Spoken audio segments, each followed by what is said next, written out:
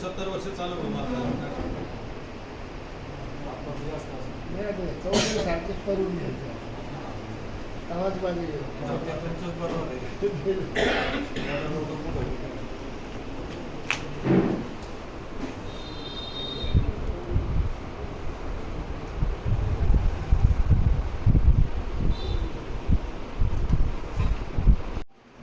शासनाने आज जे मशीन वाटप सुरू केलेलं आहे, तर महासंघाचं काय मागणी आहे?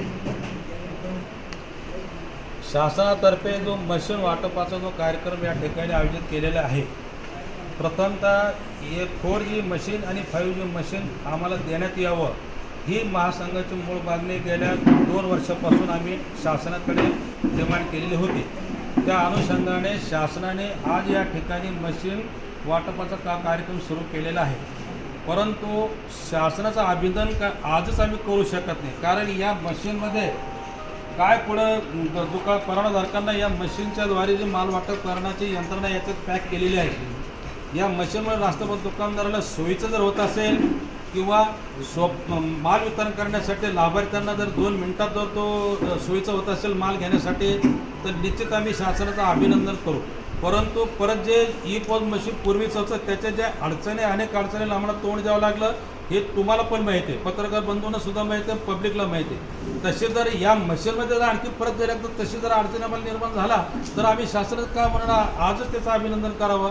जर मशीन जरी लाभार्थ्यासाठी आणि राष्ट्रवादी दुकानदारासाठी म्हणजे वेळ कमी घेता आणि 1 मिनिटात किंवा 2 मिनिटात किंवा 3 मिनिटात जर लाभार्थी माल घेऊन जर निघत असेल, जो जाण्यासाठी या मशीन जरी मदत होत असेल, तर निश्चित आम्ही शासनाचं आम्ही अभिनंदन करू। परंतु शासनाने जो मशीन वाटपाचा कार्यक्रम केलेला आहे याची कुठल्याही प्रकारची जानकारी राष्ट्रवादी दुकानदाराला नाही आहे। अचानक कुठल्या एखाद्या मोबाईलवर त्यांनी मेसेज टाकला आणि मेसेजद्वारे या दुकानदाराला या ठिकाणी बोलून घेण्यात आलं आणि याच्या कुठल्याही प्रकारची कार्यशाळा या त्यांनी घेतलेली नाही आहे। म्हणून आज तरी हे मशीन किती चालणार, किती चांगलं चालणार, किती वाईट चालणार, याच्या बाबतीमध्ये आज आम्ही राष्ट्रवादी दुकानदार आम्ही खुलासा अजिबात करू शकत। राशन दुकानदार किती आहे जिल्ह्यामध्ये आणि आपल्या प्रलंबित मागण्या काय आहेत? कमिशन वगैरे काही बाकी आहे का आपलं?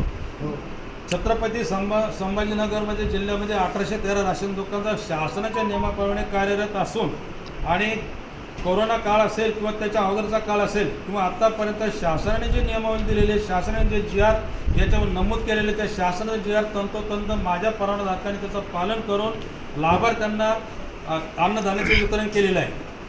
त्या कामी केंद्र सरकारने याच्यामध्ये तुम्हाला जे निवेदन दिलं ते निवेदन पॉईंट नंबर 2 वित्तीय सलगा याच्यामध्ये जो नंबर दिलेला आहे याच्यामध्ये आम्हाला किती दिवसामध्ये पैसा अदा करावा असा केंद्र शासनाचा आदेश काय आहे त्याप्रमाणे आम्ही निवेदन नमूद सुद्धा केलेले। किती महिन्याचा बाकी आहे कमिशन? 6 महिन्याचं आमचं निवेदन 6 महिन्याचं निवेदन नमूद केले। 6 महिन्यापासून ऑक्टोबर 2023 पासून तर मार्च 2024 पर्यंत आमचं पूर्ण पर क्विंटल 150 रुपये कमिशन आमचं शासनाकडे प्रलंबित आहे। याचं कारण असं की तुम्ही म्हणत असेल राज्यात सगळ्या जिल्ह्याचं कमिशन मिळालं पण छत्रपती संभाजीनगर जिल्हा का मागला, त्याचं कारण असं मधल्या काळामध्ये 2 जिल्हा पुरवठाधिकाऱ्यांच्या पोस्टिंग झाल्या, परंतु ते काही कारण असं त्या ठिकाणी ते चार्ज घेऊ शकले नाही, त्याच्यामुळे तो वेळ आला। परंतु सध्याचे जे कार्यरत आमचे जे जिल्हा पुरवठाधिकारी नवीन आलेले त्यांनी 3 दिवसात त्यांची आमची भेट घेतल्याच्यानंतर त्यांनी 72 तासाच्या आत फाईल कंप्लीट करून आमचं कमिशन त्वरित 24 तासाच्या दुकानदाराच्या खात्यात जमा व्हावं असं त्यांनी आम्हाला सहकार्य केलं। जिल्हा पुरवठाधिकाऱ्यांनी सध्याच्या त्या जिल्हा पुरवठाधिकाऱ्यांनी तसं रिपोर्ट शासनाकडे मंत्रालयामध्ये पाठवलेले आहे।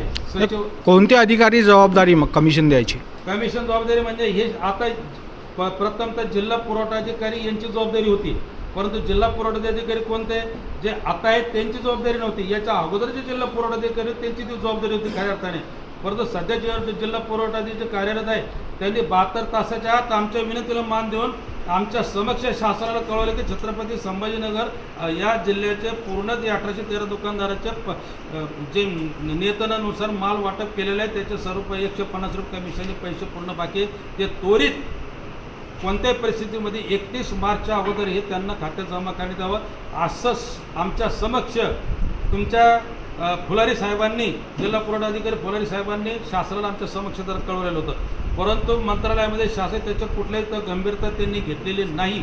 म्हणून आज आम्ही हे निवेदन राज्यपालापर्यंत जाते. एवढं कमिशन बाकी मग महासंघ काय करत आहे? याच्यासाठी आम्ही महासंघ सगळ्यांचं रास्त दुकानदारांच्या ज्या सूचना आम्हाला येतात त्या सूचनेचं दीर्घाने आम्ही त्याचा विचार करून प्रत्येक महिन्याला आम्ही या बाबतीमध्ये शासनाला आणि तहसील आणि जिल्हा पुरवठाधिकारी प्रशासनाने निवेदन दिलेले, परंतु या तिन्ही ठिकाणी आमच्या निवेदनाने कचऱ्याची टोपली दाखवलेली आहे. त्याबद्दल मी या प्रशासन अधिकाऱ्यांचा त्यांचा निषेध करतोय. नाही, पुढचे पाऊल काय आहे मग? आपण तर आज मशीन वाटप रोखलेलं आहे काम.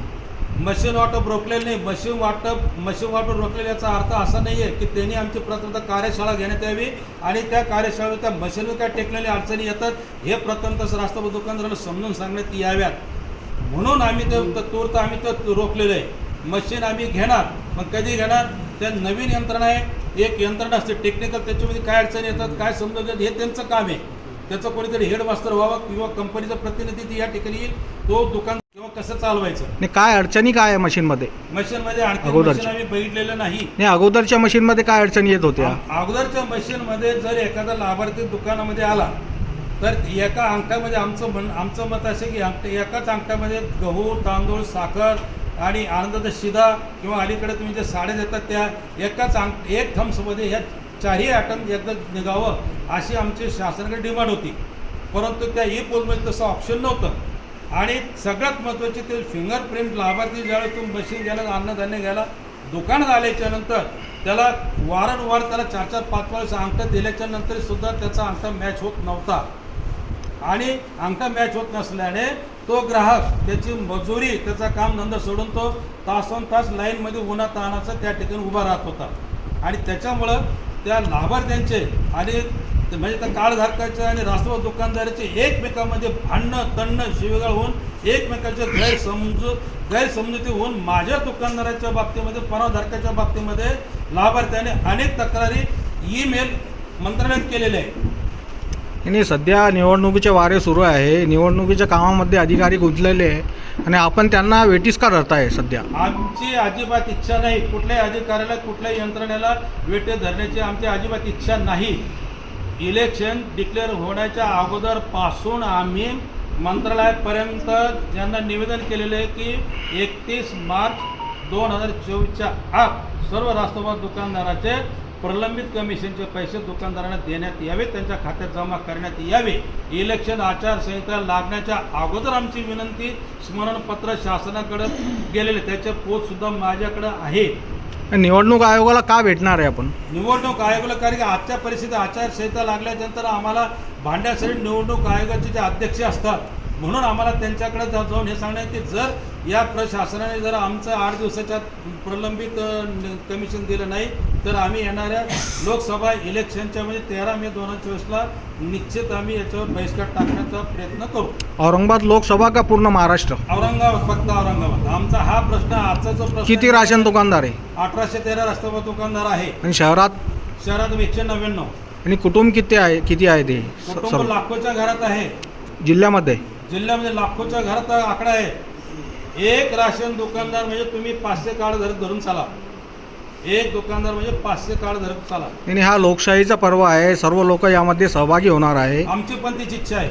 उत्साहाने लोक मतदान करणार आहे. जिल्हा प्रशासन पण जनजागृती करत आहे टक्केवारी वाढावी म्हणून. टक्केवाढ म्हणून त्यांच्या अगोदर आम्हाला त्यांची म्हणजे विनंती सुद्धा केलेली आहे. आम्हाला प्रत्येक राष्ट्रवाद दुकानदाराने लोकसभेचे मतदाराचा टक्का वाढण्यासाठी पाटील साहेब तुम्ही तुमच्या दुकानदाराला प्रोत्साहन करा आणि त्यांनी त्या दिवशी जास्तीत जास्त मतदान करून करायचा प्रयत्न करा. परंतु आपणच बहिष्कार टाकताय, मग काय जनजागृती करणार तुम्ही? बहिष्कार टाकणार आमच्या हक्काच्या लढ्यासाठी आम्ही बहिष्कार टाकतोय आणि हे काही चुकीचं नाही आहे. लोकशाही पद्धतीप्रमाणे आम्ही त्यांच्या समोर ऑक्टोबर 2023 पासून समोर गेलेलो आहोत. आज सकाळी असं नाही झालेलं की सकाळी 8 वाजता मी निवेदन केलं किंवा आज तुमच्या समोर आलो, असा प्रकार नाही आहे. आज मुख्यमंत्री आलेले शहरात, त्यांना भेटणार आहे का आपण? मुख्यमंत्र्यांनी आम्हाला आम्ही मुख्यमंत्री भेट घेतलेली नाही कारण की सध्याचं आचारसंहिता असल्यामुळे कुठलाही मिनिस्टर किंवा कुठल्या मुख्यमंत्र्यांकडे जाऊन आमचा फायदा होतो म्हणून आम्ही डायरेक्ट निवडणूक अधिकारी किंवा तथा जिल्हाधिकारी